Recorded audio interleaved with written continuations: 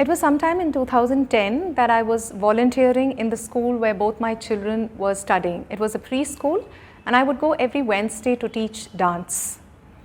So the first class when I went, my elder son, who was in UKG, was terribly excited that his mom had come as a teacher, as a ma'am. Yeah? And my younger son, who was in the nursery, would just cling to my feet, and he started bawling and crying as loud and as wild as he could, and I was trying to pacify him. He just stuck onto my leg, and the entire 45 minutes session of dance that I took for the children was with my younger son at my leg, bawling and crying all through. Well, the teachers tried to tell him, she's ma'am now, she's not your mama when she comes to school, and this and that. Just fell on deaf ears. It seemed like he didn't even hear what was being said. And he cried, and then I had to spend another half an hour just settling him down. So we hoped by the next Wednesday he would be settled down. And the next Wednesday, exactly the same thing happened.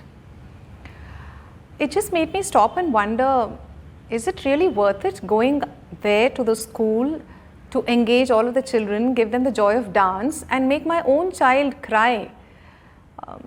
It didn't seem to make sense. So the teacher and I had a conversation, and we decided on a story that I could tell my son. So Wednesday evening, when I was giving dinner to my little one, I told him a story of a girl called Sahana. Sahana's father was a potter. And once, Sahana's father was invited to the school to teach clay and pottery work to all the other children. And Sahana was so excited when she saw father in school, and she said, "Good afternoon, sir." And she took charge of taking father around and showing him everything.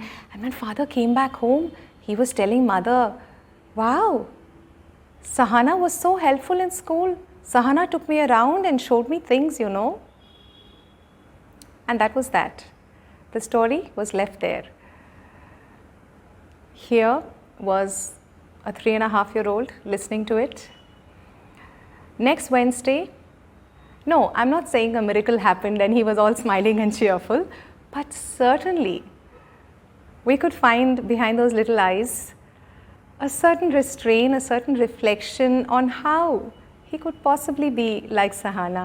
There was a sobering in his responses, and soon he was with me, very happily part of the dance that we did together.